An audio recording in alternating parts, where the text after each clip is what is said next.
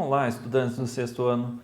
Sejam todos muito bem-vindos à nossa aula de número 6 da matéria de ciências.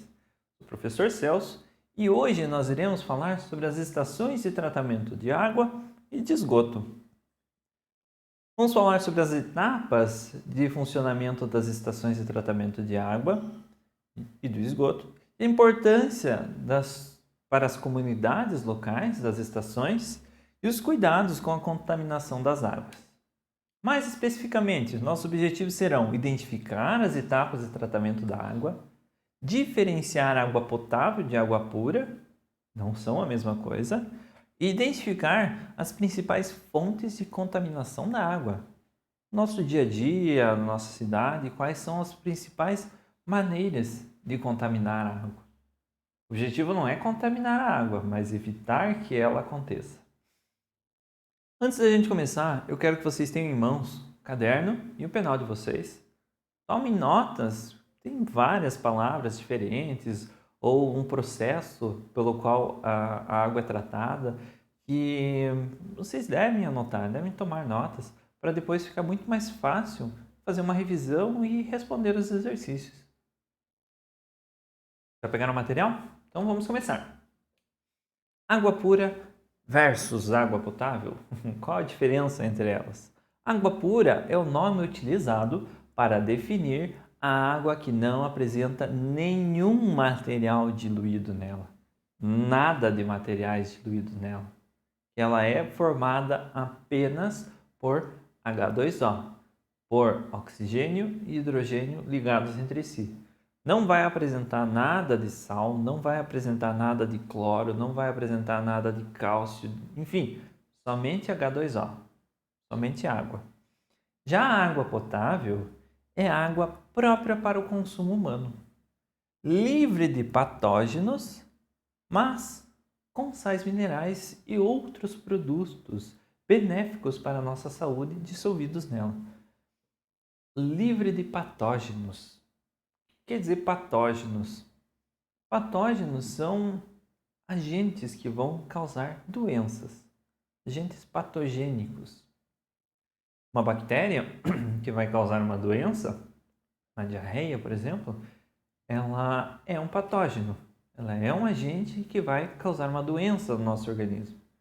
A água potável, ela é própria para o consumo humano, ou seja, sem patógenos, ou seja, sem bactérias, sem vírus, não vão causar problemas para a nossa saúde. Mas, diferente da água pura, ela vai apresentar, na sua constituição, sais minerais dissolvidos e alguns outros materiais que são benéficos para a nossa saúde. Entre eles, flúor, o mesmo flúor encontrado na pasta de dente. As estações de tratamento são responsáveis por colocar pequenas quantidades de flúor na água, que ajudam no tratamento da cárie dentária. Falar sobre as estações de tratamento da água, então. As estações de tratamento da água, abreviados como ETA, são locais destinados a realizar o tratamento da água doce, deixando-a própria para o consumo. Não é só porque a água é doce, chamada, não é água do mar, que ela é própria para o consumo. Ela pode conter agentes patogênicos, ela pode conter micro-organismos que vão causar doenças para nós seres humanos. Então, elas precisam passar pelas estações de tratamento da água. A gente vai ver o passo a passo do funcionamento de uma estação de tratamento de água. Primeira parte da estação de tratamento da água. Vamos analisar aqui os pontos. Nós temos alguns números destacados e esses são os principais pontos que a gente vai seguir nos próximos slides. Por onde a água vai passando dentro de uma estação de tratamento de água, até chegar no último ponto, que é o reservatório, onde ela vai ser armazenada até ser distribuída para a cidade, para as casas, para as residências. Vamos começar.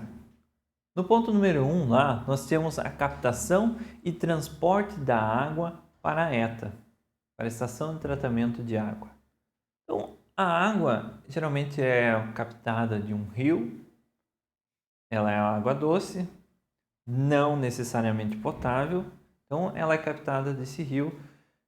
Nessa bomba que capta a água, ela precisa ter o primeiro processo de filtração de grandes objetos sólidos e animais aquáticos através de uma grade.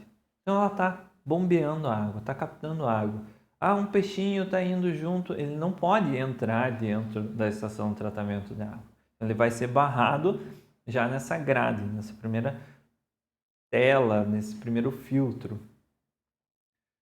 Consequentemente, também vão ser barrados folhas, galhos de árvore, essas matérias mais com um tamanho maior, com uma proporção maior, já vão ser barrados no começo, não chegam nem a entrar nas estações de tratamento. Segunda etapa do tratamento, a água recebe cloro, que tem o objetivo de facilitar os demais processos. Então, ali no número 2, foi bombeada a água, passou por uma tela, por uma grade, um filtro bem grosso assim, ela recebe uma quantidade de cloro. Esse cloro vai facilitar os próximos processos. Quais são os próximos processos? A coagulação e floculação da água. A água recebe sulfato de alumínio responsável pela união da sujeira em grandes flocos.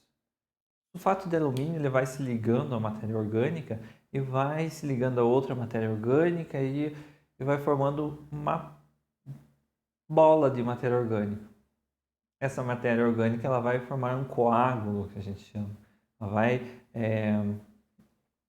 ficar formando uma esfera ali que vai flutuar ou, se a água estiver parada, vai decantar no fundo. Graças ao sulfato de alumínio que recebeu na parte 3 e 4 da nossa estação de tratamento. Com os flocos de sujeira não mais densos que a água, são mais densos que a água, eles se depositam no fundo do tanque através da decantação. Lembra da nossa aula passada que a gente falou sobre densidade dos materiais? Quer dizer que eles estão mais pesados, entre aspas, do que a água. A tendência que eles têm é de afundar. Então, quando a água fica parada, no reservatório número 5 ali, quando a água fica parada, a tendência é que esses flocos de sujeira que se formaram, essas bolas, essas esferas de sujeira que se formaram da floculação, eles vão decantar, eles vão para o fundo do tanque. Na sexta etapa, ocorre a filtração da água, forçando a sua passagem por camadas sucessivas de areia e pedra, retendo as impurezas que não se depositaram no tanque anterior. Então, da parte 5, ele é passado para o tanque número 6. Nesse tanque número 6, ele é formado por várias camadas de areia e pedra e vai fazer o processo de filtração. O primeiro cloro lá, colocado na água, já serviu para matar boa parte dos micro-organismos. A floculação e a decantação serviram para unir a matéria orgânica que estava ali presente e decantar no fundo de um tanque, de um reservatório. Essa parte é a filtração do que ainda não conseguiu ser morto pelo primeiro cloro ou ser decantado através do processo da decantação e da floculação, enfim. Os pequenos micro-organismos vão ficar retidos nessa parte, nesse processo de filtragem. Por fim, nós temos a cloração. Cloração não é colocar cor, mas é colocar cloro na água e adicionar também o flúor, que a gente comentou no começo da aula. O cloro e o flúor vão servir para equilibrar o pH da água agora. Lembra que a água, a gente não comentou ainda, mas a gente vai comentar para frente. A água ela tem que ter um pH neutro, ela não pode nem ser ácida Então ela tem que estar equilibrado, esse pH. O cloro vai servir para isso e o flúor vai servir para combater as cáries dentárias. Depois disso, ele segue para o nosso ponto número 8 lá, é o reservatório, o armazenamento.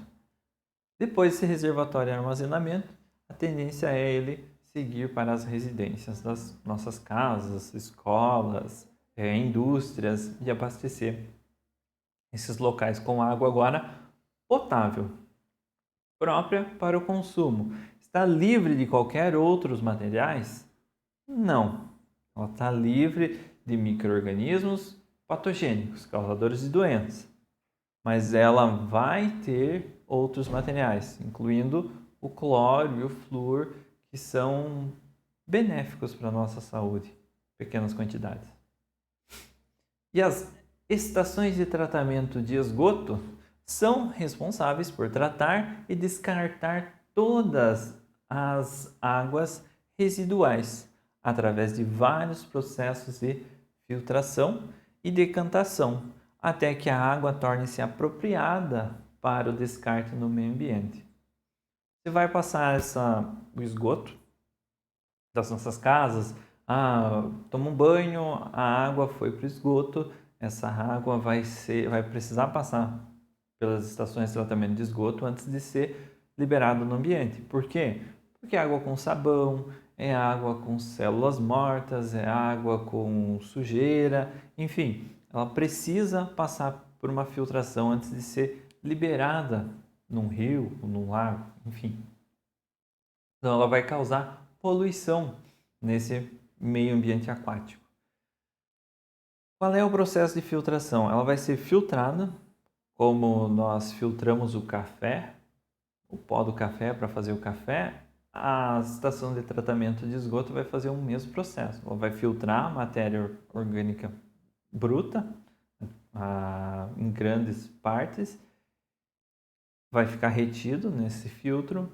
Depois ela segue para um tanque onde vai ficar decantando, ou seja, matéria orgânica que é mais pesada do que a água vai se depositar no fundo desse tanque.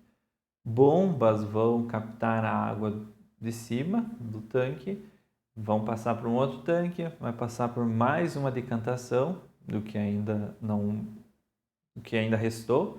Se tiver boa para ser liberado para o ambiente, ela vai ser liberada para o ambiente. Se ela ainda estiver com muitos resíduos orgânicos, sujeira, ou sabão, enfim, ela vai voltar ao processo de filtração, vai passar pela decantação de novo, até ela estar própria para ser descartada no ambiente. E a contaminação da água? A água é considerada contaminada quando contém organismos patogênicos ou apresenta materiais tóxicos misturados nela. Organismos patogênicos, a gente já conversou, que são micro-organismos, geralmente, causadores de doenças, ou apresenta materiais tóxicos misturados nela. Materiais tóxicos são materiais que vão causar algum impacto ambiental. Materiais que, por exemplo, vão matar alguns peixes, vão matar algas, enfim, são tóxicos que causam algum malefício para o meio ambiente.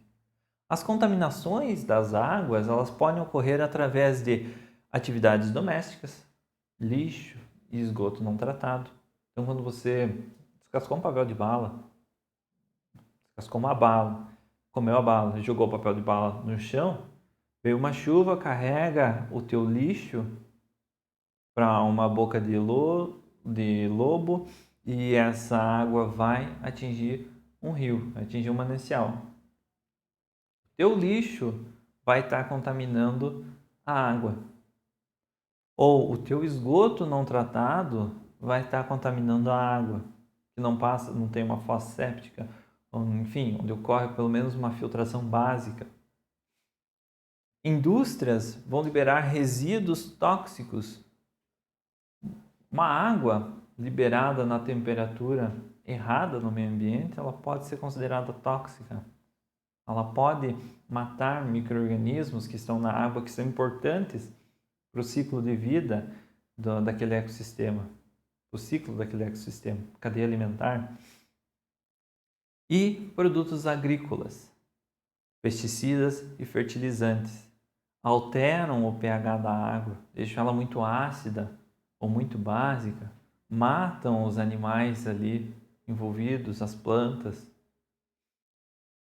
Esses são os 3 principais atividades do nosso dia a dia que contaminam a água: atividades domésticas, industriais e agrícolas.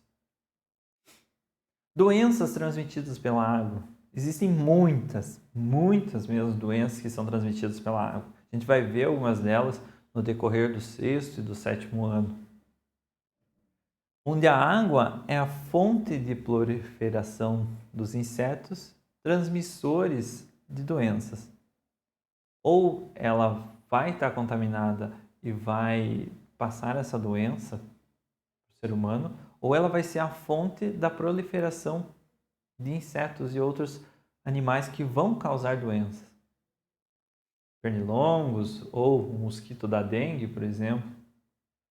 Se não tiver água parada, o mosquito limpa, parada, o mosquito não vai depositar seus ovos ali e a dengue não vai se proliferar.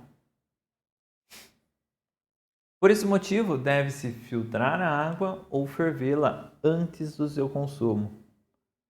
Então, evita deixar a água parada para não proliferar o mosquito da dengue.